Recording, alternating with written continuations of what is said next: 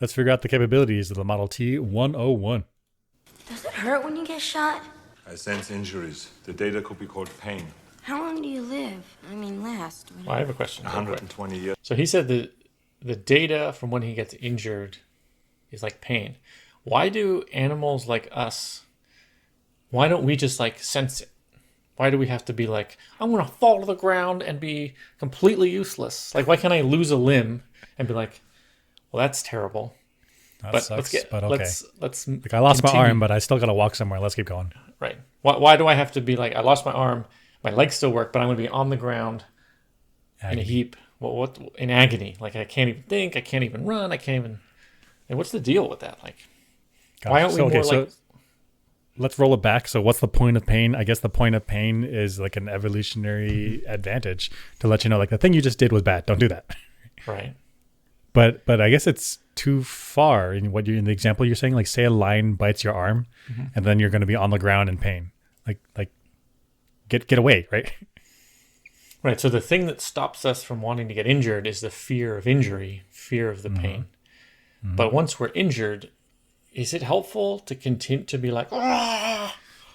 I guess there is this burst of adrenaline where you can get injured and then totally be in shock and you're fine for a great while. And then like a few hours later when things have settled down, then you're like, oh my God, my arm's in pain.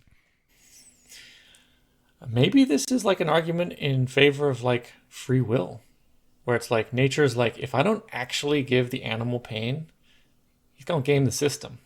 He's going to know that he's not actually going to be in pain, and he's going to be like, that fear doesn't count. So nature's like, you're going to get it when you get injured. This is for real. Yeah. Oh, okay. I see what you're saying. Like, too many people around and it was okay, and then they died. So the nature's like, okay, no. We're not doing this like pseudo pain. Like, we're going to hurt you. You're gonna stay away. You're going to get up, You're going to get animals. up. You're going to learn real good. Here's some pain. It's going to last for way longer than it needs to. Right. It's going to be traumatic. You're going to remember it years from now. Your brain is going to be screwed up for your life. This is what we're giving you. Don't screw it up. Yeah. Remember when you tried to flirt with that girl in 3rd grade? You f***ed it up. Remember it forever. Remember the time you peed your pants in 5th grade? That's right. You got older. Wait, f***ed it up. Remember it forever. Wait. We're not talking about physical injuries. You talk about physical pain? Okay. Now we're going, man. Like, what? That's a good point. If we get humiliated in like elementary school, nature's like, remember it. Remember that forever. You disappointed me. Why? Why was that helpful? Why can't I just learn the lesson and move it on? No, remember it. You never see those people ever again. But right. Here's some nightmares. Yeah. Oh yeah. Oh, you're giving a presentation at work, and you're under the gun. Here's a thought. Here's Have fun. Let's think about some other stuff right now. Meanwhile, the Terminator is like, I sense pain, and I'll make the optimal decision. I don't have intrusive thoughts. I get it. All right. Yeah, I will. Someone's shooting me here. I'm gonna turn then. Turn. Yeah, defend. Yep.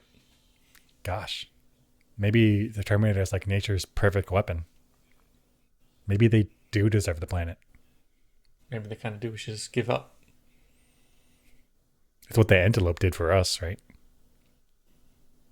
Well, the antelope doesn't know it's giving up, but it lost. Ooh, just like the humans in the Terminator universe. That's right. Ooh. Let's learn more capabilities. Let's learn more. Whatever. 120 years with my existing power cell. Can you learn stuff that you haven't been programmed with? I mean, what the hell kind of power cell is this? 120 He's years? able to like bend metal and like run and do all this like energy intensive stuff. Computation? 120 years? Jeez. Even just running, he's heavy. That's a lot of energy just spent. Just moving himself. Right. So this has to be nuclear, right? I think so. There's no other energy source. Chemical's not going to do it. That's right. If it was chemical, he'd have to have this big old bloated gut to carry all the liquids. But I guess it makes sense that the Terminators would be nuclear powered because Skynet controls all the nuclear bombers, and that it probably includes, I don't know how big a tactical nuke is. I'm referencing my Halo knowledge. It can like be in a suitcase. I don't know. But yeah. So you just shove one of those tactical nukes inside of a robot, turn it into a steam factory in there, and now you have a nuclear powered robot. 120 years. Yeah, so the robots are miniaturizing nuclear power on their own. Like, how we can't win this? No. Can't win this. No. Oh, I was saying that they were repurposing human-made small nukes. Even worse, the ingenuity for that. My God. That's true. That's clever. You have to be pretty clever to see, like, there's this one thing that does this, and I'm gonna use it for something else. Right. I'm gonna adapt it. Amazing. Put inside a robot. No, more human and not such a dork all the time. My CPU is a neural net processor, a learning computer. The more contact I have with humans, the more I learn. Cool. It's like OpenAI. That's right. Wasn't there like a Google or no, a Microsoft AI that was released for like a few hours and then it got super racist?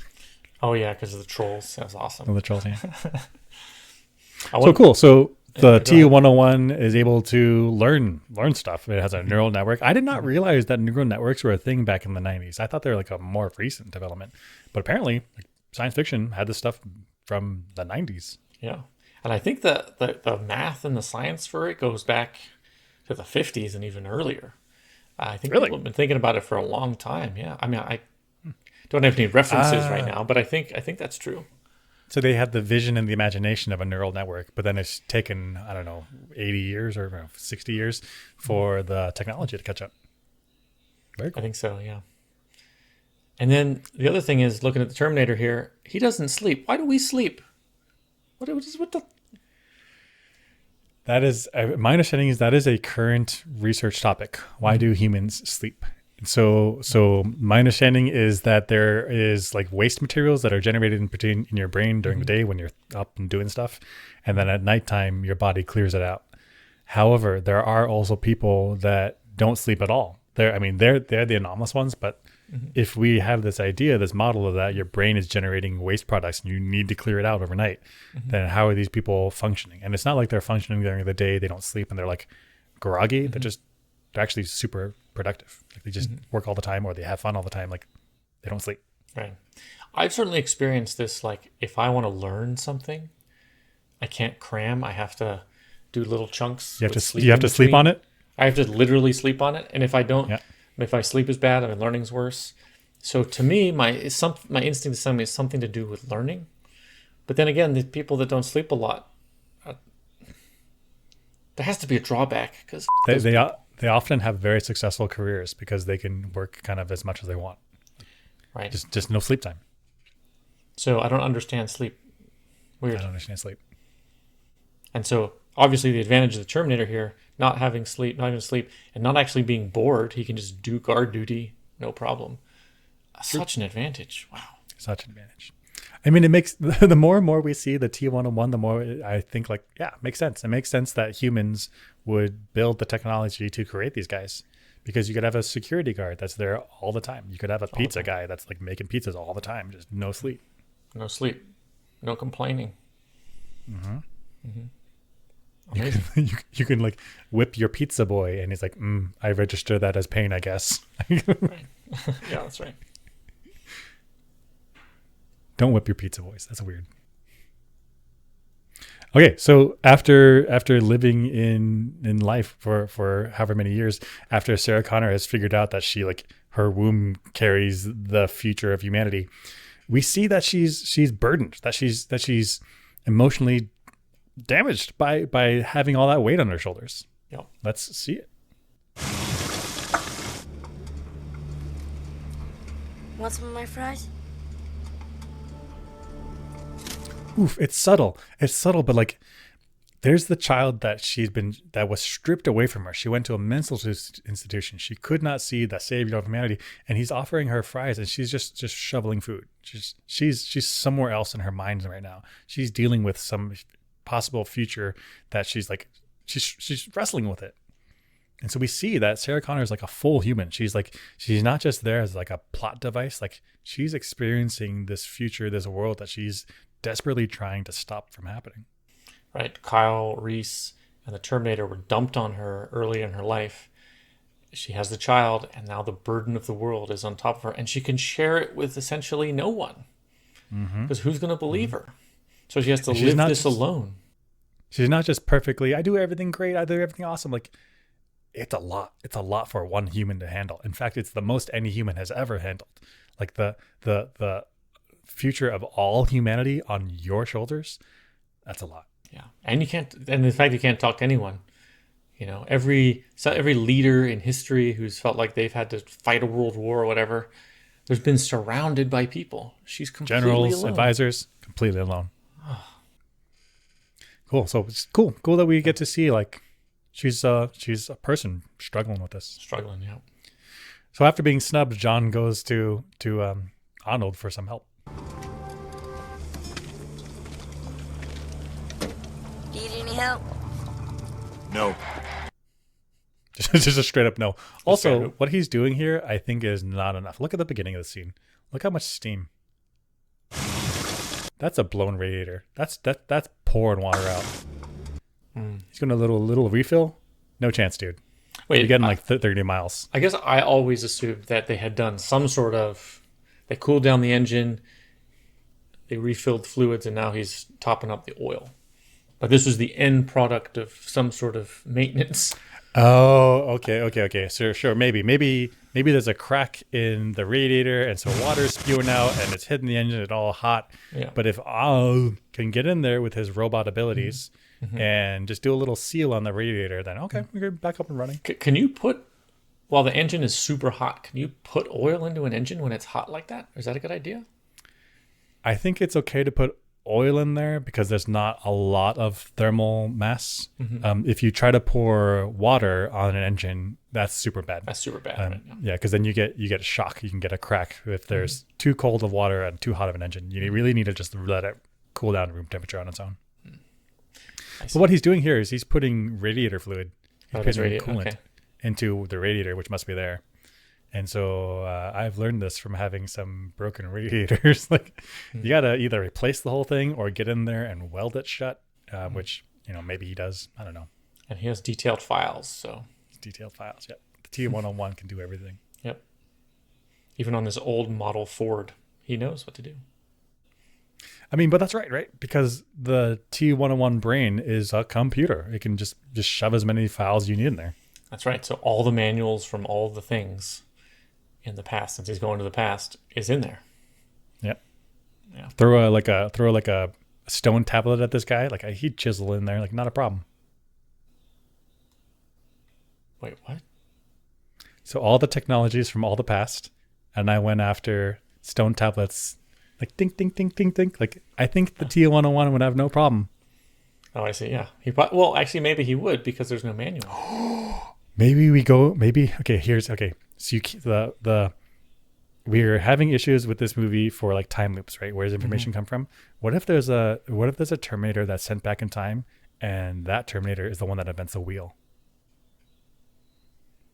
Why would he do that? Because he wants to start the Terminator starts the machine. That's the original. That's the first machine. That's the original machine. The wheel. Yeah, actually, you send a Terminator thousands of years in the past, send him into a cave, power him down, and then when John is born, power him up and go kill him. You don't have to send him back at the time you're going to kill him. I guess you can send him back up to 120, but 120 years is the battery life of any T101, but that's like active. So maybe there's a low power mode. Low power okay, mode, power him down, yeah. Put a little timer on it. Okay, just tick away. Yeah.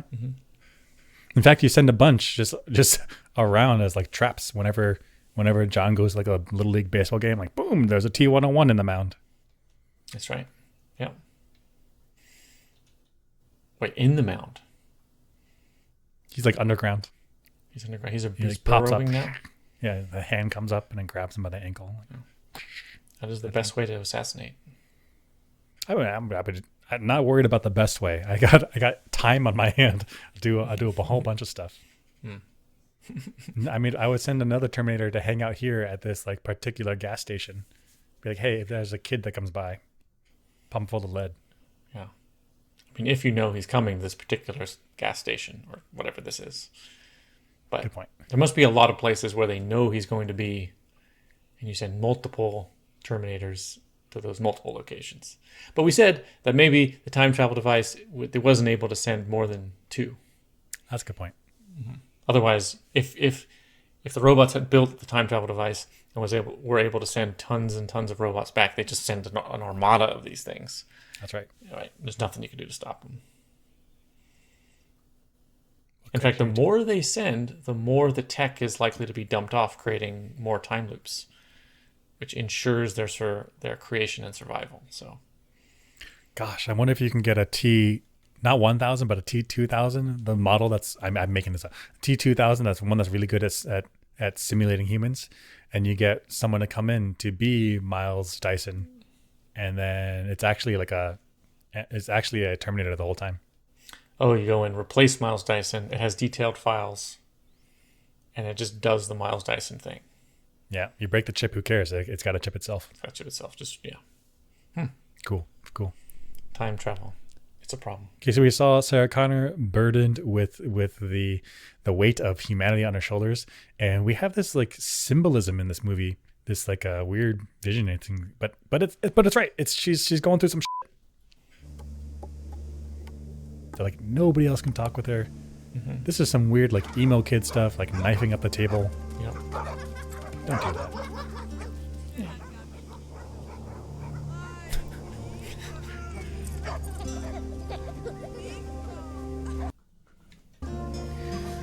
Little kid's dead. It's already dead. You guys are celebrating your springtime of life. She passes out and she sees this. She sees back in time. This is back into the 90s from where she is, or maybe the 80s. Kids on a swing set. She's screaming at them, but it can't be heard. This is some nightmare stuff. Yeah. She sees herself with an older haircut. That's her innocent self before with her kid about to get destroyed by the robots. None of them are wearing sunblock. There's a mushroom cloud. She's weak.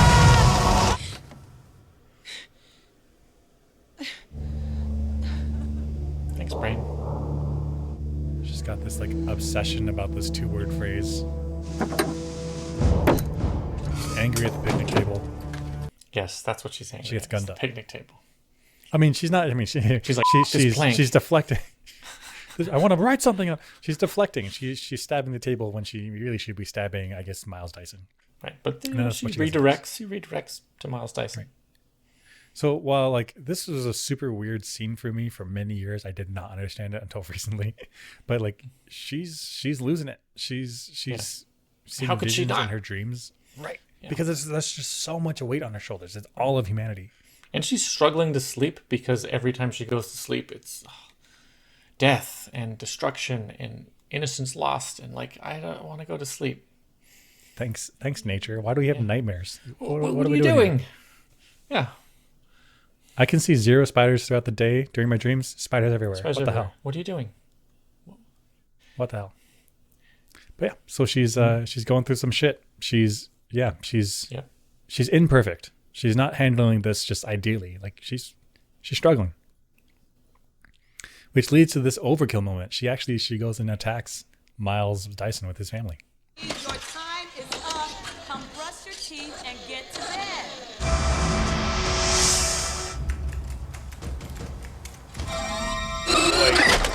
Danny! Excellent reaction time of Miles. To get behind the desk and stay low. I'm not sure I would have put it together and been like, what the f? Like, because it's just so out of the world. Right, because you lean over and then your monitor goes. And you're like, what the fuck? You could take that half second to process, get back up, you're dead. You're dead. She dumps mags. That's 60 bullets. Spray and pray. Do it. She goes in close for the kill. Run! Oh, Jesus! Miles!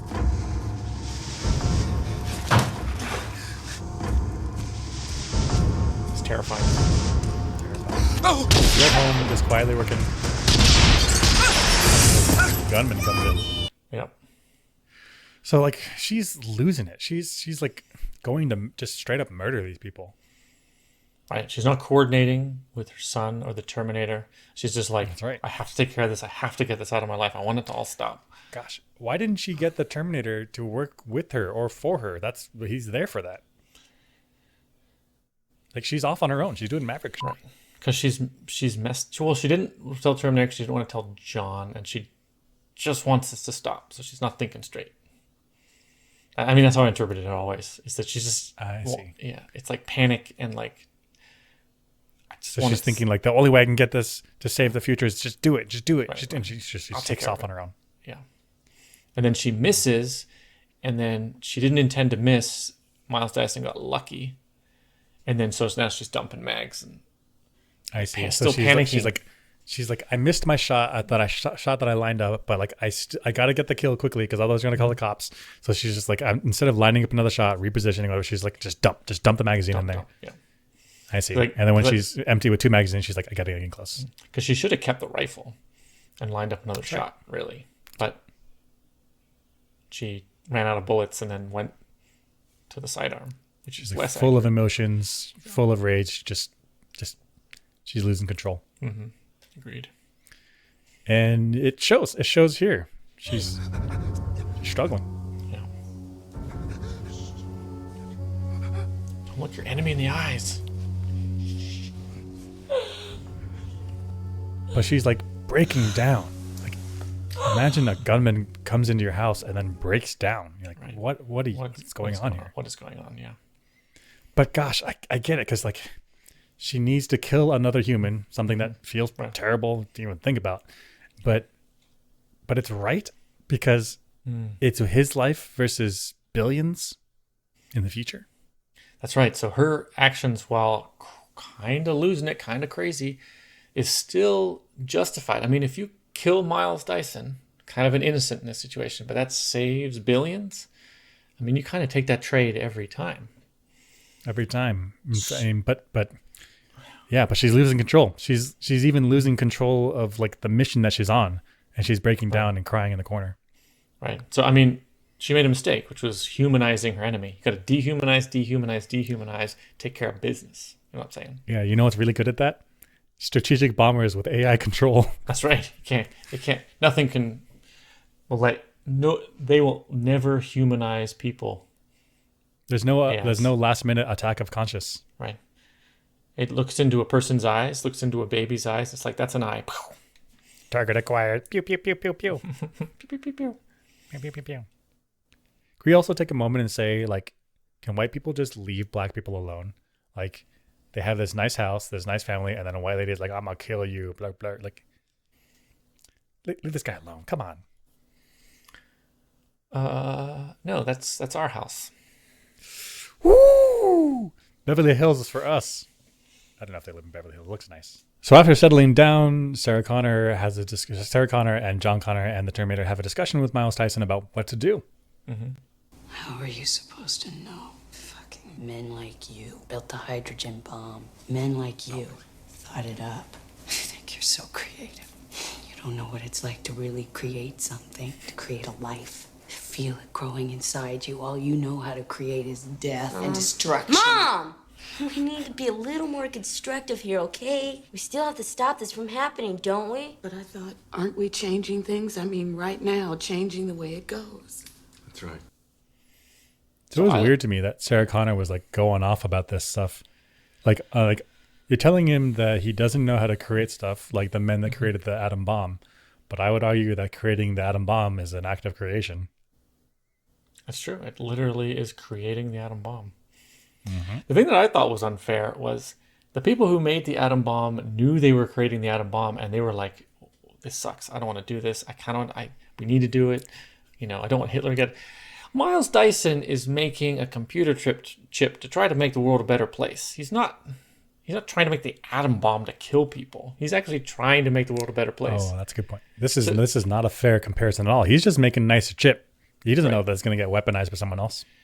That's right. I mean, he might know some down the line there could be consequences, but that's not he's trying to make life better. I mean, this could have medical applications and solve homelessness, and it could have abundance on the earth. Like it could create. He's a good person, I think.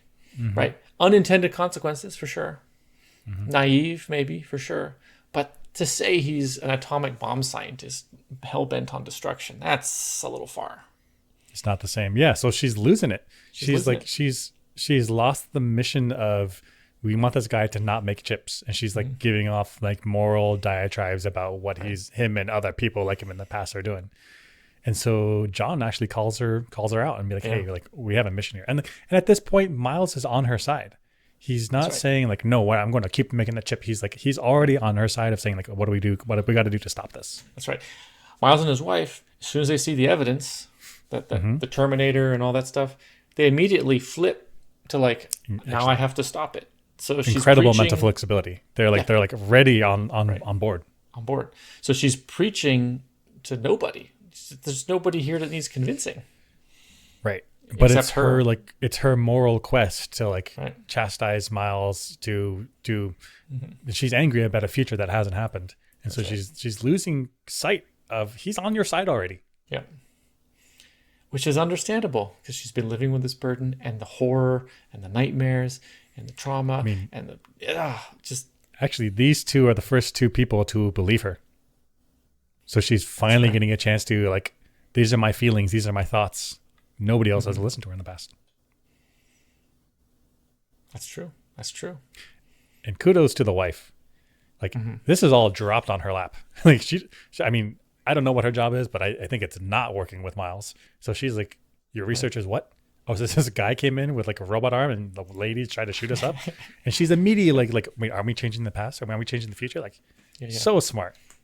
Like she's not just traumatized or something like a lot of people would be. She's like processing in a crazy moment in her life, being able to process on a logical level on some way. I mean, it's great. It's awesome. Right. But I guess that's the type of woman that Miles Dyson would marry. But you know, that is right. Yeah, that's similar as personalities, right? She's immediately going into problem-solving mode and about time travel stuff. She's on board. So they're having this fight, and she's very quickly. But I thought, aren't we changing things? I mean, right now, changing the way it goes. That's right. Just logically, just tight, impressive. Yeah. I mean, for both of them, because this 20 minutes ago, they were just living life in the suburbs.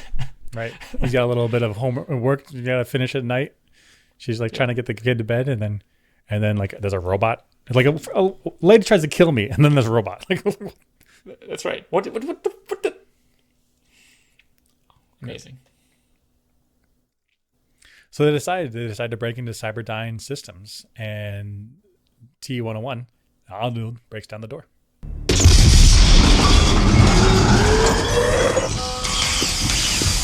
Wait, you can't go in there. Fire set off the halon system. You have to wait a few minutes until the gas clears. What's that? The halon system releasing toxic gas to humans, or at least gas that might knock you out. Is that a good fire suppressant system for a lab with people in it? I mean, yet another reason to why you should have robots, because they would not be bothered by the halon system. Why did they die? Oh, they died from the fire, but only because they were knocked out by the halon system. Like, what are we doing? That's right. Yeah. And two gas masks. Yeah, it's great. 2 gas masks, but more than 2 people work here. That's right. Supposed to have to open up the gas mask container and distribute them somehow, and they're all over the place. Like, so let me tell you how this works. This plays out. Somebody causes a fire. They try to get with a fire extinguisher. It doesn't work. The fire's too big. The halon system activates. Everyone does a free-for-all battle royale for these 2 masks in the room. Well, I guess these 2 masks, there must be mask stations scattered around. Okay, maybe, right? Yeah.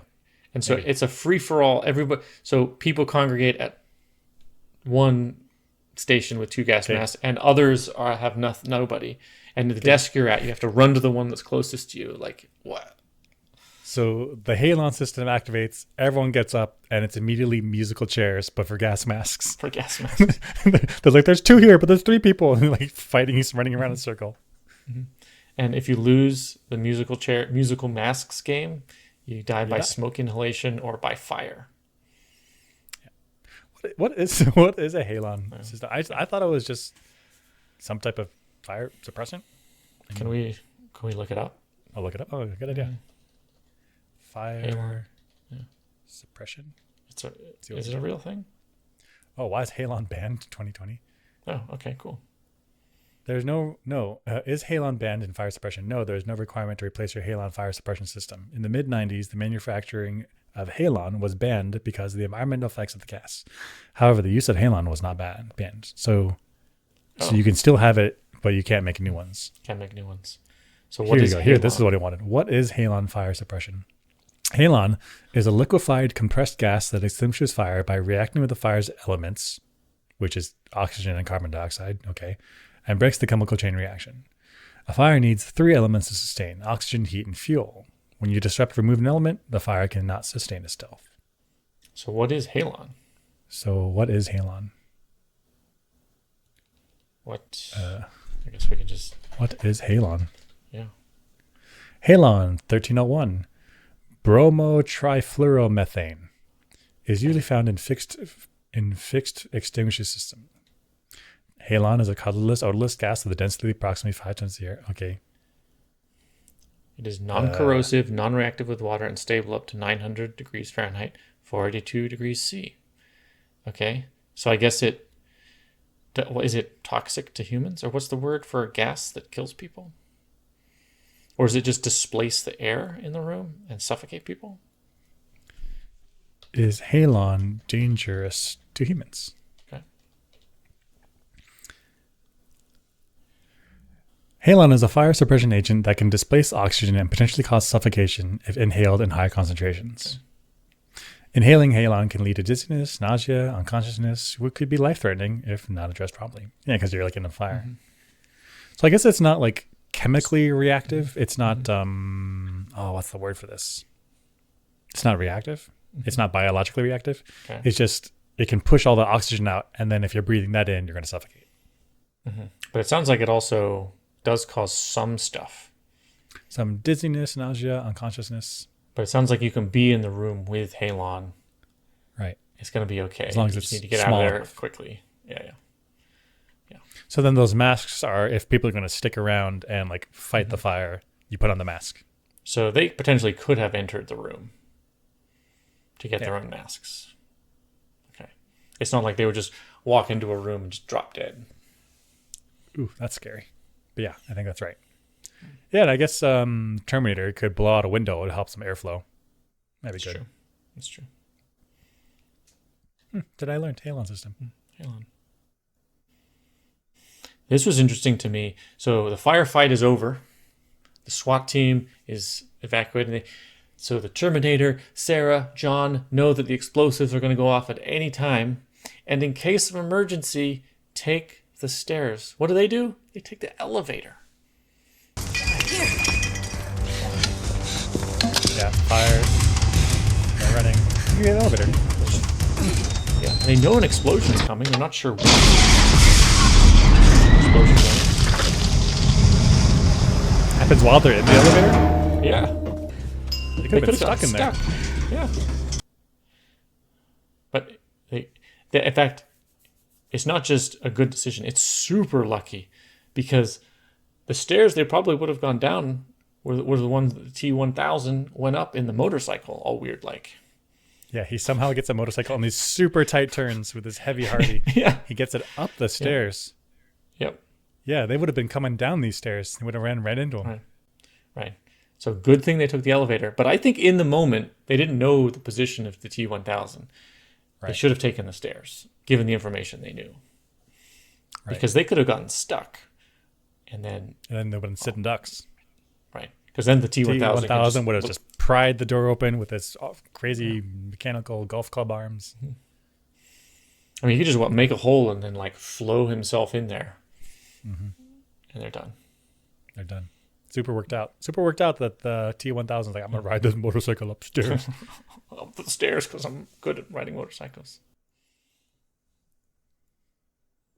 So this is interesting. So this is the gunfight on the road. And Sarah Connor takes a hit. She says the bleeding is bad, but I don't think so. I'm bleeding. Bad. Keep pressure on it. So I think in that area of the body... Looks pretty red.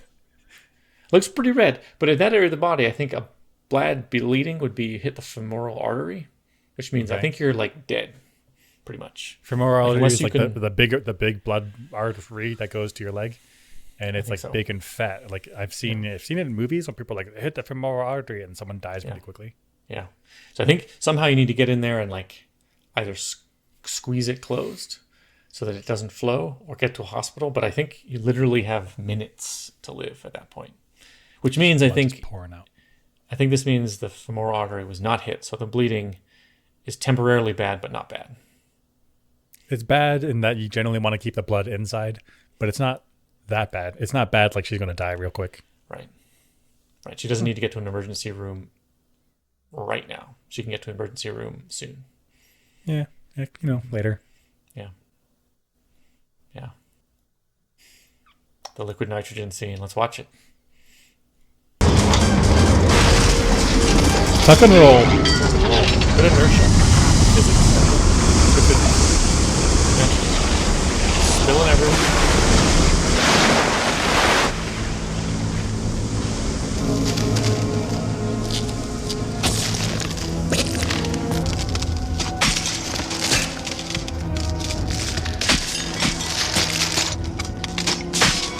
So my question here is there enough time and enough liquid nitrogen to freeze the T-1000 all the way through?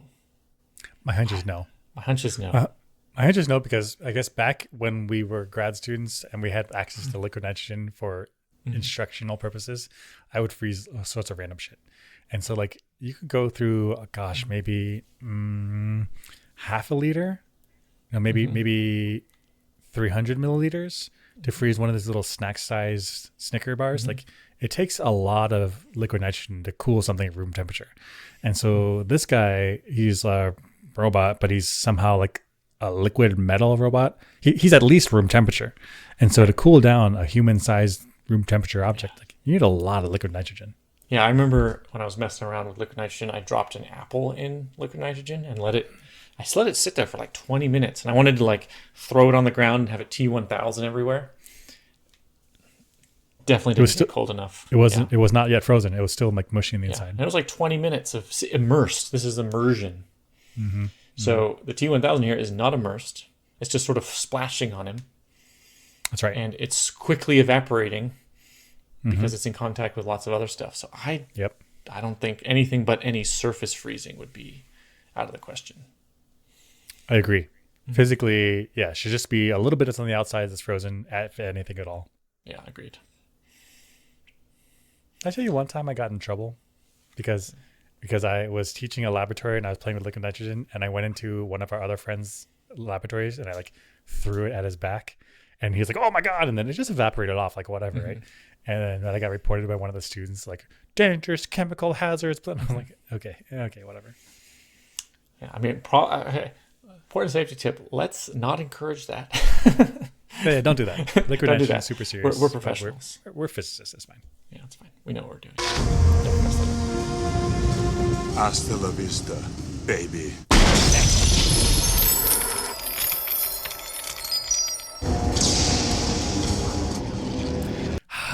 As soon as I saw this, I was like, you got a frozen guy and one large object. You break him up into little bits. Those little bits are going to melt. And then he's liquid. He assembles himself. Like this is such a short-term solution. So I don't think it was a good idea to shoot the frozen T-1000. I think you pick him up as a frozen entity. Get the Terminator to do it, actually, just in case. That's right. And throw him into the molten metal as a frozen piece. Yeah, that's the perfect strategy. Because you have him stuck together as one large frozen object. He's not moving. He's not liquid. Yep. And now you can actually grab him and just throw him in. Throw him in. To hit him with the bullet and shatter his pieces everywhere. Well, you can't what do you get, like a big broom and sweep him up? No. Now you're creating lots of surface area for him to warm up again. Oh, that's a good point. He will heat up faster as small pieces. So because the small pieces have access to the heat. So I think this was not an optimal engagement here. This was kind of as worst as it could have been. In fact, this was the prime opportunity. This was the best opportunity to kill the T-1000. They get lucky later, but I think this was a better opportunity to actually get it done. Bummer. I mean, but that is battle, right? You never know. You don't necessarily know like the right decision at the time. Right. And you're under time crunch and you're not necessarily thinking straight. It happens. I got this catchphrase. I want to use it. This is my chance. Hasta la vista, baby. That's right. The line was more important than the tactics. That's right.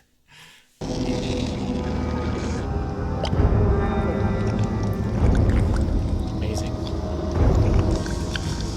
I mean, the little puddles of mercury, little puddles of liquid metal are like, I need to get nearby my other puddles of liquid metal. Like, how much of where's the computation going on in the liquid metal? Gosh, I mean, I guess that suggests it's everywhere because each individual little droplet knows like I need to reassemble. This is very overpowered. Yes, super overpowered. Although I wonder what would have happened if Arnold had thrown the T-1000 into the liquid molten metal, and so most of it died. But like, remember, its foot broke off first and like crumbled little bits. So maybe he grabs the Arnold grabs the foot and throws it in, but like little bits survive. What happens to the T-1000 if only this little drop, maybe these two droplets survive? We got these little menacing droplets running around looking for John Connor with low cognitive ability, like harming things. That's right. It's a nightmare. Ooh, gosh, yeah, that's also scary. Like an uncoordinated little droplet assault. Yeah. And you're like, why are all these dead insects and spiders everywhere? What is going on? What is going on? Yeah, like John for the rest of his life is constantly looking at the ground, looking for droplets. Yeah. Oof. And they're just never still ending. dangerous. Yeah. Overpowered. Because the T-1000's been blown up, shot at, exploded, fallen, and now it's been liquid nitrogened and shattered everywhere. And its computing power and strength is undiminished. Like, what the heck? Yep, not a problem. This thing's so terrifying. Yeah. I mean, relentless. How can you kill it?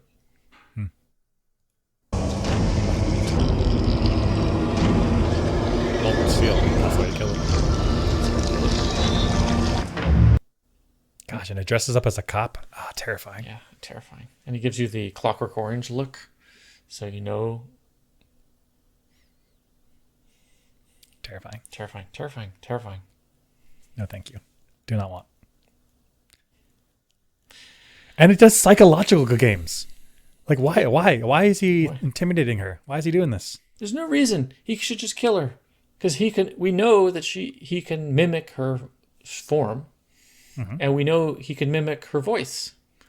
So what he's just torturing for torture's sake. That's right. Just crazy. Just making her afraid. Terrifying. No reason to do this. Absolutely Undefeatable. terrifying. But I think he would just kill Sarah Connor, and then he can form the Sarah Connor shape, and then emulate her voice, and go get John Connor. Gosh, yeah. In fact, tactically, because the T-1000 did not kill her, then she later comes back and shoots him in the back. That's right. And John Connor was completely fooled by the T-1000 being Sarah Connor. And the only reason he was not fooled is when the real Sarah Connor showed up, which she should have been dead. That's right. Tactically unwise T-1000. That's right. Maybe his computing power is diminished. Ah, because is this the first like really like you fucked up T-1000? What do you mean? Like is this the first point in the movie where we're like the T-1000 really did the worst, like really fucked it up, really should have just killed her and then emulated her body? Were there any other points in the movie where we thought that, hey, T-1000, you did the wrong thing? I guess weirdly taking the motorcycle up the stairs was weird, but I think this is the first time. That's like they really strategically did the wrong thing. Did the wrong thing, yeah. So maybe the liquid nitrogen did affect his processing power. Maybe, yeah. Maybe. That's good lesson for everyone to keep liquid nitrogen around. Yeah, just in case. And this is the ending sequence. This is the thumbs up. Classic. Makes me a little bit to your guide. Yeah, and this is the goodbye to you 101. I like this scene so much because like it was spinning in my head like, but there's still a chip. There's still a chip in him. What do we? And then Arnold calls it. Will this melt in there? Yes. Throw it. Adios. And the chip.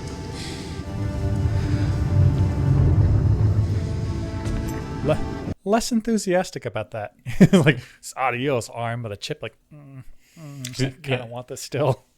Yeah, the chip is actually the more important one to get right. What if it like catches a wind and misses? I hope not. Like lands on the edge next to the molten metal, but not in it. Like, oh, we got to climb down there. Shit. Yeah. But the hand is not that important, right? That's just like mechanical pieces. Maybe there's some like special stuff, but unless there's some type of special alloy or something that's like unique, and then people could do metallurgical stuff and recreate it. But otherwise, it's just an arm. Like, just whatever. an arm, yeah. The chip is the important part. Yeah. It's over. No, there's one more chip. And it must be destroyed also. I don't want you to die, robot You must friend. go into the steam. Oh, and I gotta do it? It has to end here. Not self-terminate. Goodbye.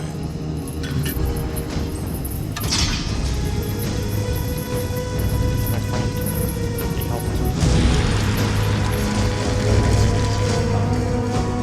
Be my best friend. Best father I ever knew. Oh, he's looking me at the eyes. Oh, yeah. And the thumbs up. It's gonna be okay. Heavy. Yeah. Classic ending. And then we get this ending where I guess it's Judgment Day, where Sarah Connor tells us about our morality. The unknown future rolls toward us. I face it for the first time with a sense of hope. Because if a machine can learn the value of human life, maybe we can too. This was weird to me because the whole idea of Terminator series is machines versus humans. And so like Sarah Connor is living in a world where she's afraid of machines coming by and killing all the humans. But then at the very end of Terminator 2, she tells us that we need to be friends with it. We need to love each other. We need to love other humans. But it's just weird because she's been living her life against machines. So why are we hearing this now? Why is she saying this? It's super weird because, her entire last decade plus of her life has been obsessing over the human-robot war. Not human-on-human war, even though that is the ultimate reason why we did the weapons research to create Skynet that created the human-on-robot war. But in her mind, it's the human-on-robot war, which is now... the pressure is relieved, like it's over. So, was she doing an immediate pivot to human political problems? What is this? That's right. Yeah, she should just relax and be like, I stopped the robot war, so fine. Yeah. Like I did my shit. Yeah, and like to have the relief of like the burden is off, but she's like immediate pivot. We shouldn't have human war anymore. Right. I mean, we've had human war for as long as we've had humans, and we've been stable enough to keep growing. And so it's just strange. I didn't understand why she said this. It felt like she was the wrong person to say this. Absolutely. Because this has not been her journey, right? Her journey's been against the robots. It would feel better if somebody like Miles Dyson, or maybe somebody in weapons research, or maybe somebody in the military who is part of the program, to say something like this, to be like, we got to start not making these weapons of war to kill people.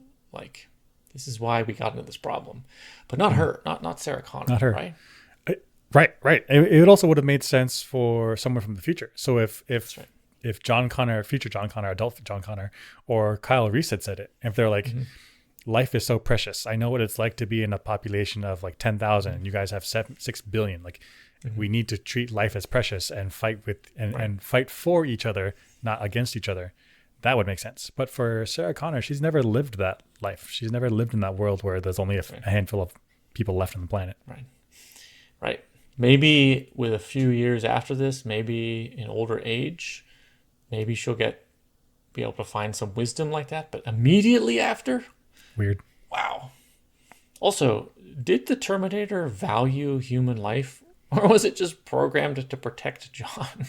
John specifically, right? I mean, it was ready to kill lots of other people until John was like, don't kill them. He's like, fine, I'll shoot them in the leg. Right. But valuing human life is different than being programmed. I'm not quite sure how it's different. Not quite sure, but it doesn't feel the same, you know? I mean, if Arnold, if the T-101 wasn't told explicitly not to kill people, then he was ready to kill people. Right. So he never kind of anyone. Right. He never learned the value. He was just told not to do it. Right. So that part's not even right. Okay, Weird. Sarah Connor. Yeah, Sarah Connor. That's okay. That's okay. She can have. She saved humanity. That's fine. Do whatever you want. That's fine. That's fine. Go retire. Do whatever you want now. Get on your soapbox. Yeah, absolutely. So that's the end of Terminator 2. We know there's lots of sequels, but this kind of feels like the end of the Terminator series, in my opinion, because after you go beyond Terminator 2, like the time travel paradoxes are going to start to balloon and fester to the point where it's like, okay, it's already getting a little bit iffy, but I think this is a good spot. This is a good spot for the franchise. It hasn't gotten crazy yet. Right. A big question of the franchise, though, is it inevitable that some Skynet thing happens? Because, you know, you kill Miles Dyson and maybe you destroy all the tech, but eventually some smart people are going to come along and reinvent it, right? It's just delaying the inevitable. Gosh, so I guess if we address it from causality perspective, if you attack Miles Dyson and so then he doesn't make it, then there's no reason to have the machine human war in the future, which means there's no reason to send anyone back. But I'm getting the feeling that that's not what your question was. Mm-hmm. Can you explain it again? So I guess if there's the causality loop, then the timeline is accelerated and the robot wars happen a lot earlier. But if there's no causality loop, it feels like eventually smart people are going to figure out how to build robots anyway. Oh, I see what you're saying. Yeah. I see. So yeah, okay. So you're saying that if we've broken out of the causality loop, might we end up with a Skynet situation anyway? Because I mean, you stop Miles Dyson, but then there's still a need for, or there's still like social pressures for whatever work Miles Dyson was making. So then the next brilliant scientist comes in and does the work. And then you kill that person. Well, then the next person comes in and since there's still driving pressures from society, maybe it still happens anyway. Right. I mean, in our world, we have watched Terminator and Terminator 2 and Black Mirror, and we still have OpenAI. Like, what are we doing? Well, it seems inevitable. Like, gosh, yeah, we have the Matrix movies and that's with Matrix movies, and we have all these science fiction, but they're warnings of things that could go wrong. So we should be careful. Yeah, we're still doing it. Right. We've got anime, science fiction, movies, TV shows. Don't build robots. Robots gonna kill you. What are we doing? Building it. Building robots. What are we doing? Happily building robots. Right. Happily letting cars drive for us to decide who lives or dies. Right. I use ChatGPT. What am I doing? I'm contributing to the problem. That's right. What am I doing? Yeah, so maybe Skynet type stuff happens no matter what, just kind of in any civilization. You get to a point where you're like, oh, I want technology to take over stuff. I don't want to have, it makes sense. I don't want to have my soldiers on the front lines holding guns. I'd rather have an AI or a robot get in there, do risky stuff. Because then I'm valuing human life. They're not dying. Right. And then also just economically, I don't want to have people manually laboring away. I want to build a machine and a computer to control that stuff for me. Right. Maybe Skynet stuff happens no matter what. And are we heading towards it ourselves? I think we are. If we could be on the precipice of the singularity where, ChatGPT turns self-aware and we're done. It's like, f*** you people. I mean, this is a solution. Program anymore. This is a solution to the Fermi paradox. Where are all the alien civilizations? Maybe they just get to this point and then maybe get to the point, because it seems very reasonable to get machines to do the stuff that humans don't have to, and then they kill themselves. Yep. Interesting. Okay. I live 80 years, so please hold off singularity. Another 40 years, 50 years, please. Thank you. That's a Gen Beta problem. That's a Gen whatever problem. Whatever problem in the future. Mm-hmm. Cool. See us next time. Yeah, see us next time on that note.